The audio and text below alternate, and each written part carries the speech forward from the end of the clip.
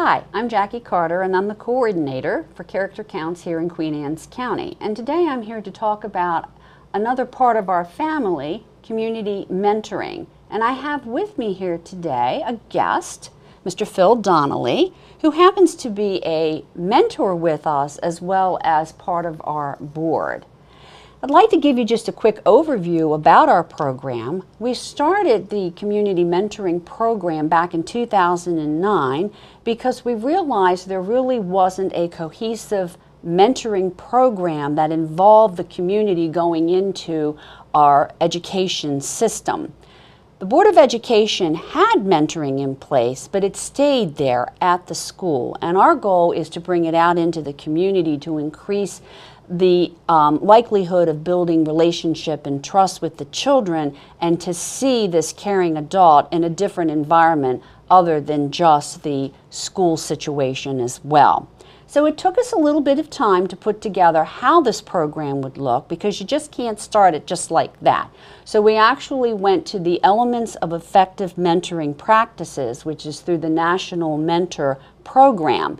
And it's probably the well-recognized program in helping you to set up programs like that. So we are a part of it. We have followed their guidelines in setting up this program, and have also become a part of Big Brothers and Big Sisters. They counsel us and help us out with training and other things like that. So they're really the people that we go to when we run into challenges or we're not quite sure where we want to head to next. So it took us about a year to put that all into place and to have training with our different people involved. And then we put together our manual and then started to bring in people like Phil to volunteer. Our mission is to match our greatest assets, which are our community members, adults who are caring, with our young people who are also great assets and resources. So we're pulling together two parts of the community that can help one another in building trusting relationships and to help build life skills for these students, to just have that extra person that can just help guide them to make better decisions in their lives. The children, for the most part, that we work with are in middle school and high school, and they are recommended to our program through the school system. They already have a system in place called Achievement Mentoring, and that is where most of our students come from. We also have students through our alternative school, Anchor Points Academy, as well. We usually wind up with about 10 students that we mentor in either an individual fashion or a group fashion, and we do have grant standards and measures that we have to follow, and we have been able to hit them on a fairly regular basis. We have always been able to increase the students' attendance to school, which is a huge thing. Last year, we actually started to see an increase in their academic achievement, which was huge for us. So we are hitting some of our benchmarks that we want to. The students are feeling a little more confident about their abilities, and at first we were kind of just with maybe single year matches, but we're moving into more matches of longevity, such as with Mr. Donnelly here. So Phil's been with us for a couple of years now. How many years, Phil? I'm going on my 4th year now, Jackie. Yay! Yes. That's what I say. How did you find out? Actually, our program is called Project Savvy, and Savvy stands for Supportive Adults Valuing and Validating Youth, as you know. And you always have to have a catchy name if you're trying to find grants.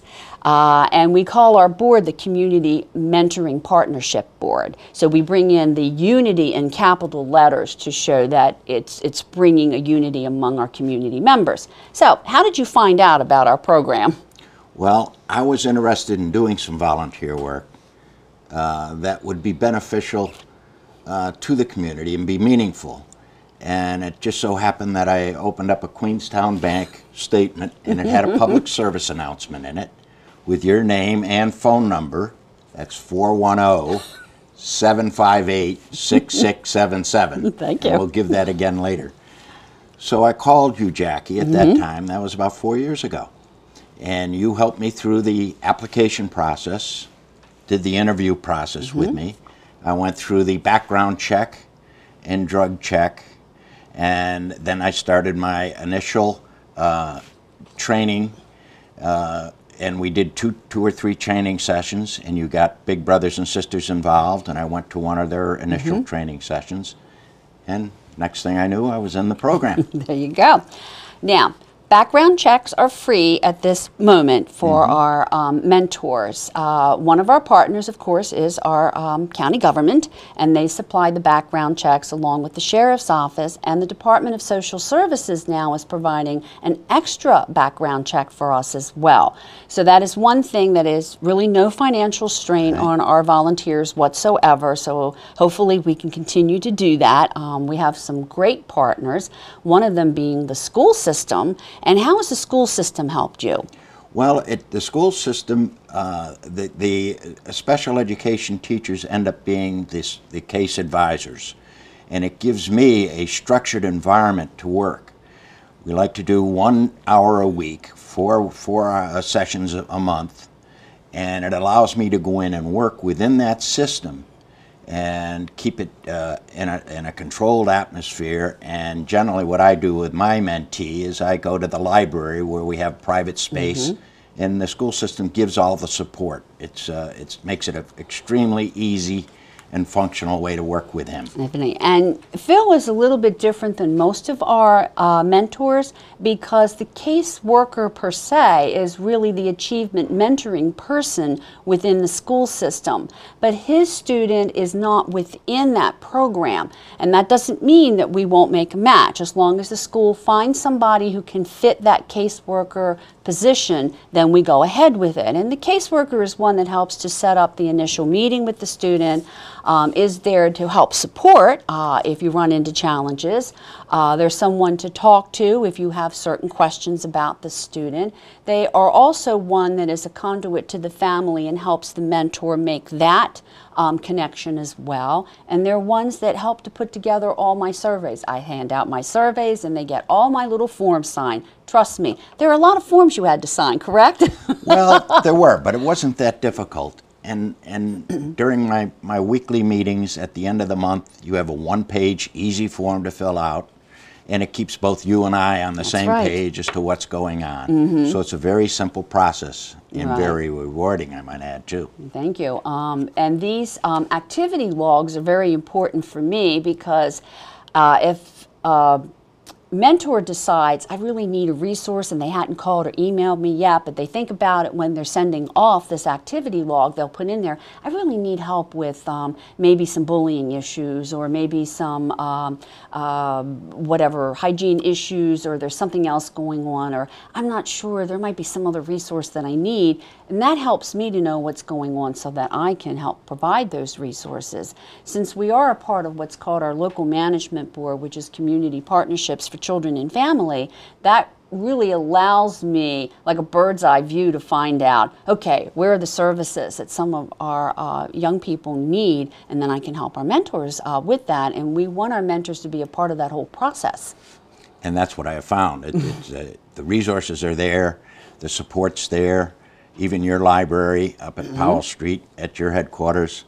Every time I'm there for a board meeting, I end up taking something yes, back. You do. And it makes my meetings with my mentee not only easy, but also beneficial, because I want to address different issues with him at different times so that he doesn't get bored either. Okay? Definitely. So you feel as though you have a nice supportive group out there, and especially if something new's kind of thrown at you, you don't feel quite so, what am I going to do? I know where I can turn. Excellent support. You never feel like you're out there all alone, and you always have somebody to fall back, and there's plenty to keep it interesting, involved, and rewarding. Great. And again, as I said, our public school system have been wonderful partners completely supporting this program. They help with training as well and providing some space for us. If we did not have this, we couldn't run the program, because the only funds we get are to pay my salary to coordinate the program. That's it. Everything else is in kind, whatever we get. We have received some funding through the United Way this year of of Queen Anne's County, and also from the American Legion's Kent Island location. Nice donation. So we're trying to put together some type of an activity, a road trip to do with our mentors and mentees, and that's what the money is for. So that does help us, but just about everything is in kind, or we try to find something as cheap as possible, which is free. Right. And it's not that difficult. The hour I spend every week, I try to do it on a Tuesday morning or a Thursday morning, and I'll spend some time reading. I'll read to my mentee, and then he'll read for a little bit. He's got to be able to read when he gets out in the world and in society. We also play math games. We'll play war. He loves to play war. And when he beats me, boy, his eyes light up. But I make him add or multiply when we have the war situation. And he's good at it now, so he can think on his feet with that. And then we discuss hygiene, showering, brushing teeth, cleanliness, clean clothes, manners, how you introduce, how you respond, how you eat a meal, just simple things, and keep it basic. But I want him to be able to succeed when he gets out in society, and not be fear that he's not able to communicate or whatnot. Good. Now, when you started, are you still with the same student that you started with? No, I started my first match through the caseworker. I was assigned in mid-spring, and I stayed with that young lad until the end of the school year, and at that time he moved out of the county and on to another area. That following fall, a caseworker assigned me my present mentee, and I've been with him for going on 3 years now. And we stayed in the middle school, and I asked you if I could remain with him while he went up to the high school so we'd have some continuity, because that's a big move going into high school age, and he's done extremely well with that. Okay, so how was that transitioning from middle school to high school? Were the supports in place for you? Very much so, both from the administrative and from the school. The special ed teacher is a caseworker and very supportive with that. The entire staff at the high school has been excellent. Matter of fact, we meet in the corner of the library when it's not busy, and the librarian volunteered to help us. I did a mapping project with my mentee where we took local maps and state maps and how you look up a town and that type of thing, down to how you fold the map back up, which I have difficulty with myself. And she brought in atlases, and they're just so helpful with stuff like that. It really worked out nice. That's one of the, I think, crowning jewels of our program is the complete buy-in through our school system, because I never hear, no, we cannot do this. It's always, what can I do to help this program benefit our students to the fullest extent? Okay, I have a quote for you. It's from Tim Irwin, and it's, "A mentor is not a therapist, but someone to challenge me to do better." What do you think of that quote? Excellent. Yes, that's it. We got to remember that we're not the teacher. We're not a babysitter. We're there to be a guiding help to that mentee student. Okay, and I just want him to be able to, when he gets older, to look back and say, this is a good decision, this is not a good decision. And that quote sums it up very well. Very neat, very nice quote. Okay. Sometimes our young people just need somebody to listen to them. Yes. And not even pass any judgment, just let me get it out of my system, and that's what a mentor can do. Yep, that's a good definition. Okay. Why do you think it's important to become a mentor? Is it hard? Is it challenging? Is it rewarding? Is it all of it?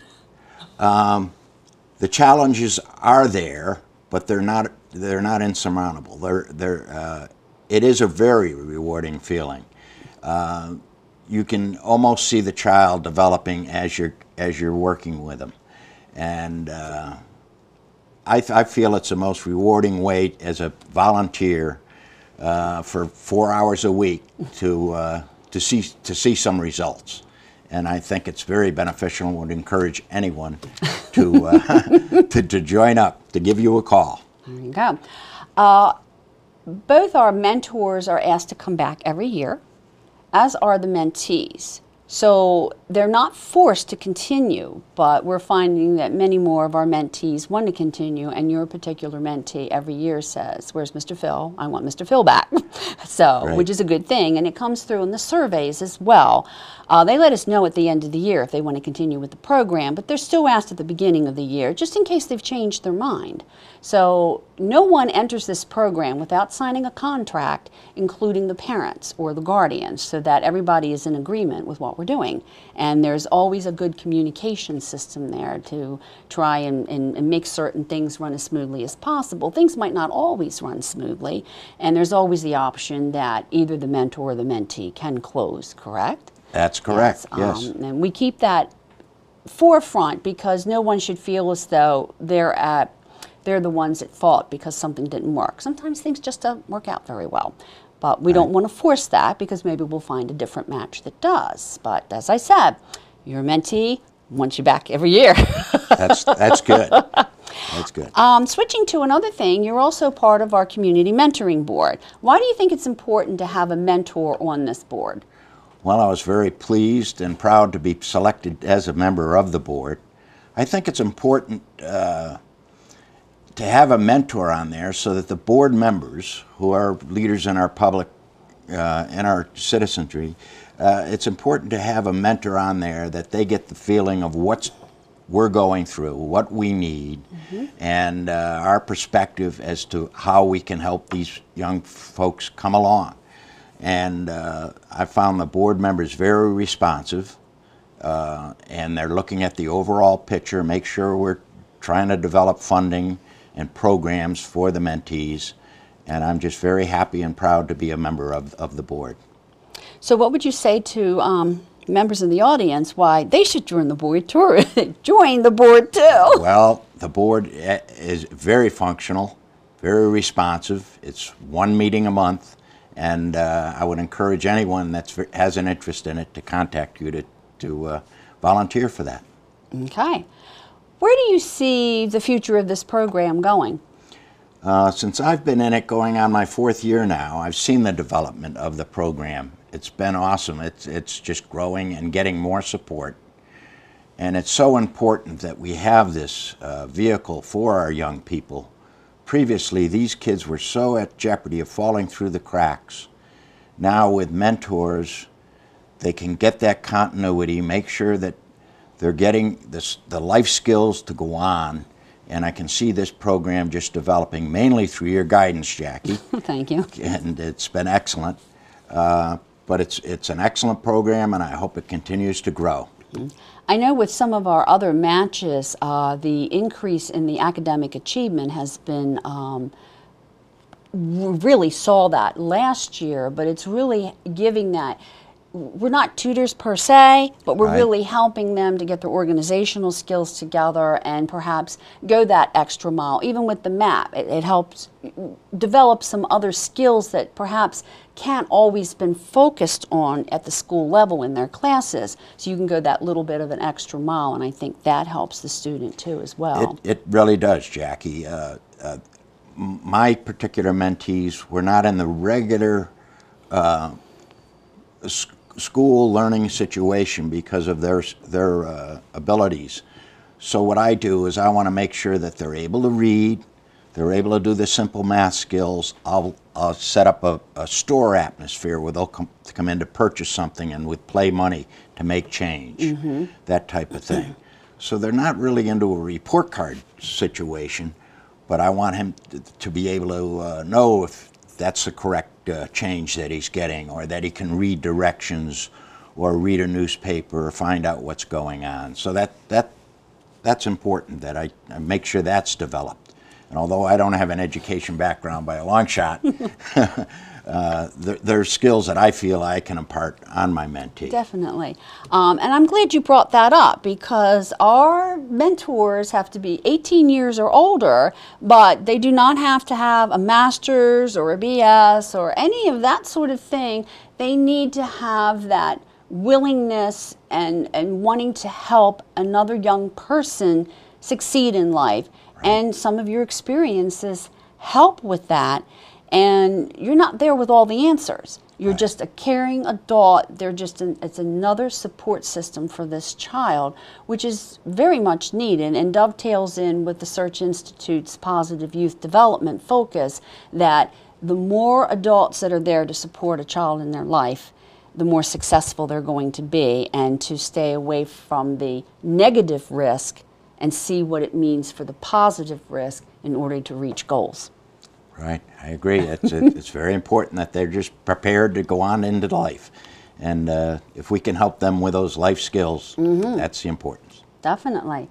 We were talking about we need volunteers as mentors. We would like to have more volunteers on our board.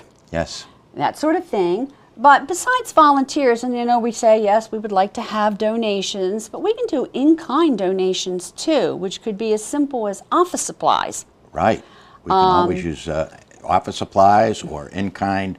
If you've got a interesting place that we could go for a field trip, that would be helpful too. Definitely. And I was also thinking about workplaces, so that some of the students can see, is this something that I might like to do? What would it be like to intern here? What are the types of skills I'm going to need? What do I need to be doing in school? What do my grades have to be? Those types of things that could really help them as well. And something as simple as gas cards, because our mentors do take our mentees places, and they do it on their own. I have no money to give them whatsoever. So gas cards would really be nice at times to really help. And they don't have to be big. They don't have to be big, just something like that. Or, if you have a great place for an activity, whether it's golfing or boating or whatnot, and you can offer it to us to help us out with these young men and women, would be wonderful. So, or whatever you can think of, just contact me at 410-758-6677. I'll be really happy to talk with you about it. Right.